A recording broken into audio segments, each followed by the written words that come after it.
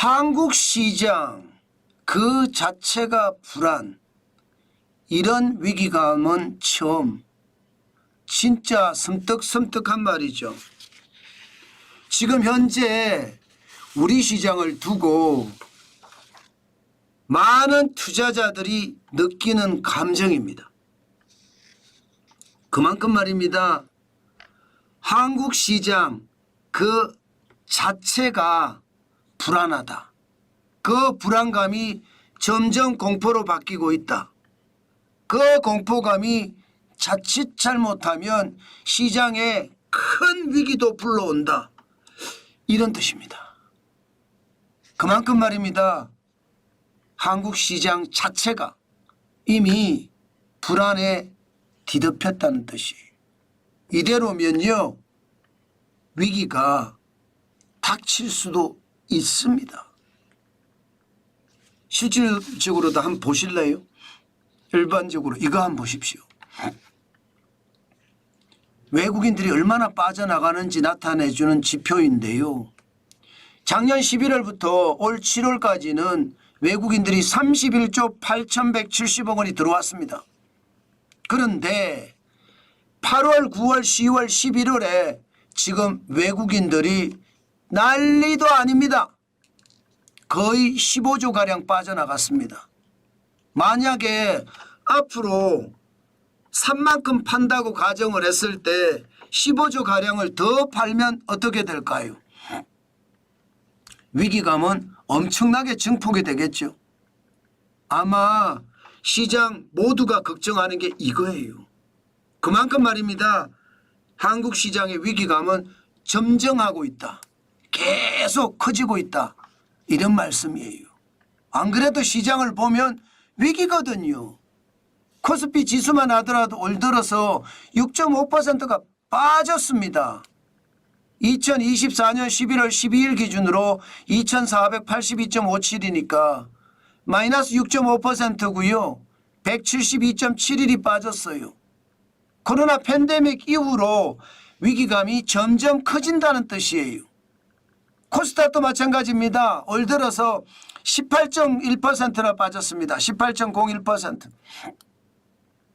156.05가 빠져서 현재 11월 12일 현재 710.51을 기록하고 있습니다. 코로나 팬데믹 이후에 시장의 위협은 점점 커지는 거죠. 그만큼 말입니다. 지금 국장에서 엄청나게 많은 사람들이 탈출을 한다는 거예요. 투자할 사람이 없다는 겁니다. 기관 투자가가 남아서 투자를 하고 외국인들이 투자를 하고 개미들이 투자를 하고 트로이카 체제로 삼두마차가 계속 달려가야지 시장은 잘 굴러가거든요. 그런데 이 시장에서 말입니다. 개미가 제일 먼저 빠져나갔습니다. 개인 투자자들 말입니다. 국장 탈출은 지능순이다 이렇게 이야기하면서 해외 시장으로 달려나가기 시작을 했어요. 그러면서 말입니다. 시장에서는 개미 투자자들, 개인 투자자들이 빠지면서 외국인들이 주도 세력이 됐거든요. 외국인들이 주도 세력이 되니까 기관 투자가들이 겁을 내는 거예요. 이게 삼두마차가 돼야 되거든요. 트로이카 체제가 돼야 됩니다.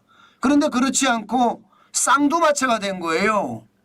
개미 투자가는 많이 빠져나가고 그 자리에 누군가 메워줘야 되는데 메워주는 사람이 없이 기관 투자가들 돈을 외국인들이 빼먹으려고 하니 그게 쉬운 일이겠습니까? 그러니까 기관 투자가들도 멈칫멈칫하는 겁니다. 그 사이에 외국인들은 어떻게 되겠어요? 손쉬운 개미 투자자들도 없어지고 기관 투자가들도 멈칫멈칫하니까 외국인들이 빠져나가기 시작한 거예요. 지금 그만큼 말입니다. 시장에서는요. 외국인의 엑소도스 그게 한국에서 대탈출이 일어나는 것 충격적이라는 뜻입니다. 그럼 왜 이런 문제가 발생이 됐느냐? 왜 우리 시장에서 이렇게 충격적인 일이 발생이 됐느냐? 간단합니다. 그 시작은요. 금융투자소득세였습니다. 쉽게 말하면 개인 투자자들에게 수익이 나면 3억 이하가 되면 22% 세금 내라. 3억 초과가 되면 초과된 금액에 27.5% 세금 내라. 이렇게 이야기하기 때문입니다. 지금은 이게 아직까지 법으로 통과가 안 됐어요. 기초공제 5천만 원을 해준다고 하지만 해외 비상장 주식이나 채권이나 파생상품은 기초공제가 250만 원밖에 안 됩니다. 그러니 국내 투자자들이요, 특히 큰 손들이 국내 투자 안 하는 겁니다. 이럴 바에야 국장 탈출하자. 심지어 시장에서는요, 국장 탈출은 지능순이다 이렇게 이야기할 만큼 많은 투자자들이 해외로 날랐습니다. 그런데 더 놀라운 것은요, 해외로 갔잖아요. 그런데 그 해외 주식은 사상 최고치, 사상 최고치, 사상 최고치, 사상 최고치만 계속 연발하는 거예요.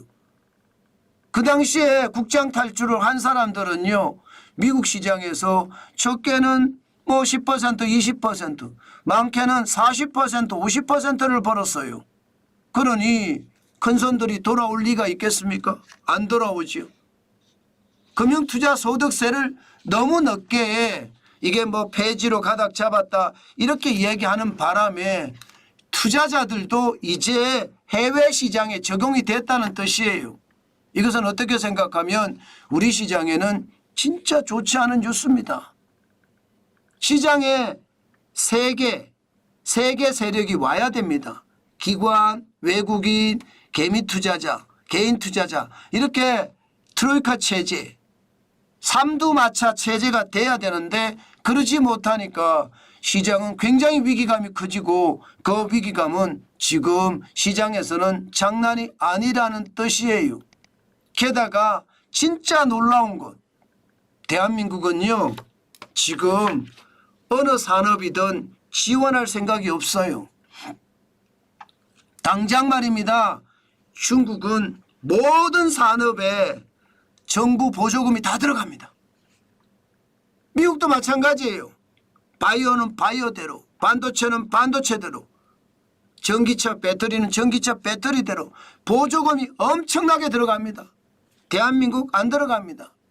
반도체만 보더라도 여러분, 대한민국은요 대출해 주는 게 다예요. 대출해 주는 게. 게다가 시설 투자 세액 공제해 주는 게 다입니다. 보조금은 0이에요. 0. 전 세계가 보조금을 쏟아붓는데 대한민국은 아무것도 안 한다는 겁니다. 그러니 여러분, 시장에서 투자자들 입장에서는 투자하겠습니까? 아니 중국은 보조금 줘서 난리를 치고 있는데 미국도 보조금 줘서 난리를 치고 있고 전 세계가 첨단 산업에는 보조금을 준다고 하는데 대한민국은 보조금도 안 주고 재벌 특혜니 대기업 특혜니 부자 감세니 이런 죄송합니다. 지랄 같은 이야기를 하면서 시장에는 거들떠 보지도 않는다 이런 생각이 듭니다. 저는 고리타분한 구시대적 유머를 가지고 지금도 말입니다. 이렇게 주장하고 있다는 것은 시대에 뒤떨어진 인간들이 굉장히 많다는 거예요. 대통령이 식물 대통령이 되니까 야당이 득세를 하고 그 득세가 결국은 시장을 계속 옥죄는 겁니다. 계속 옥죄. 그러니 말입니다. 기업들이 박살나는 거죠. 이렇게 되니까 여러분 부자들도 해외로 떠납니다. 부자들도. 이제는 부자들도 진짜 떠난다니까요. 상속증여세가 세계에서 제일 많잖아요. 지금 우리가 최대주주 할증까지 포함하면 60%입니다. 만약에 50억 원을 자녀한테 상속을 한다 그러면 우리나라는요 50억에 대한 상속세는요 적어도 20억 4천만 원이 상속세예요. 미국에 가서 정의하면요 영원. 미국은 190억까지는 상속세가 없습니다. 그러면 여러분 부자들이 미국으로 갈까요? 안 갈까요? 다 가죠. 어디 그뿐입니까? 싱가포르나 호주나 캐나다는 없습니다. 아예 상속세라는 게 없어요. 그러니까 심지어 싱가포르로 이민 갔다가 자녀들에게 상속을 하고 다시 여기민으로 들어오는 사람까지 있을 정도입니다. 이 정도면 나라가 얼마나 심각한지 여러분들도 보이시죠? 그런데도 여의도 대통령이라고 이야기하는 이재명 대표는 눈 하나 깜짝 안 합니다. 나라가 무너지든 국민이 고통을 받든 나만 대통령 되면 된다. 그 생각밖에 없는 것 같아요. 그러니까 민생과 관련된 것은 아무것도 하지 않습니다. 더 놀라운 것은 여러분, 지금도 기업 규제가 많아서 죽을 판인데 또 규제를 더 씌우고 있습니다. 상법 개정안을 보면요, 대한민국이 이게 국영기업체로 가는 건지 아니면 자본주의를 깨자는 건지 모르겠습니다. 당장 상법 개정안의 4가지만 보면 이사 충실의 의무. 이사는 여러분 회사에 충성해야 되잖아요. 그런데 주주들에게도 충성하래요. 그러면 여러분 회사가 선장이 둘인가요?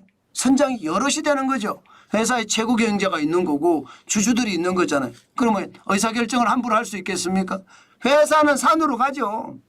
회사가 최고 경영자를 중심으로 일사불란하게 움직여도 회사가 살아갈까 말까인데 여기에 주주들의 이야기까지 들으라. 주주들의 이야기를 안 듣는다? 그럼 법적으로 문제를 제기하겠다는 거예요.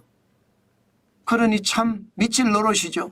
게다가 집중투표제. 이게 집중투표제는요, 정관으로 배제가 가능했습니다. 이제는 집중투표제 하지 말라는 거예요. 이러면 여러분 매번 말입니다. 소송에만 시달리고 주주들에게 계속 휘둘릴 수밖에 없습니다.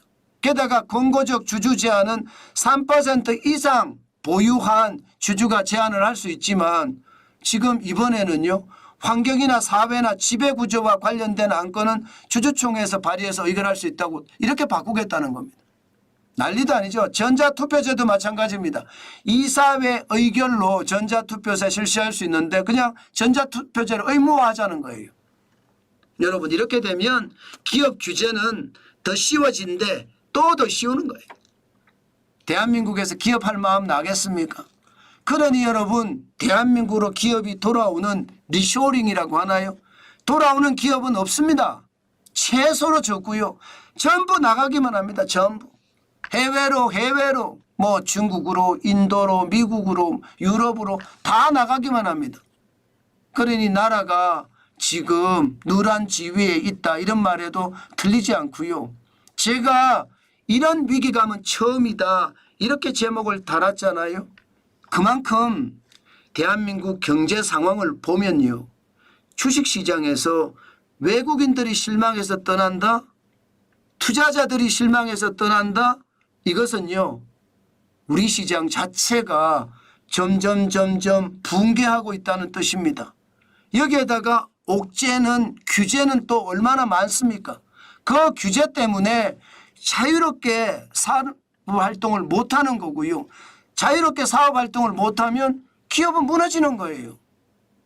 기업은요 살짝 잘못하잖아요. 삐끗했다가는 무너진다, 망한다 이 말이 틀리는 말이 아닙니다. 지금 대한민국에게 이런 위기감이 시장 전체에 깔려 있다는 뜻입니다. 그만큼 투자자들은 대한민국 그 자체를 위기로 보기 시작했습니다. 이것은 여러분 자칫 잘못하면 우리가 경험하지 못한 위기를 맞을 수도 있어요. 투자자들이 한국 시장에서 쭉 빠져나간다는 이야기니까.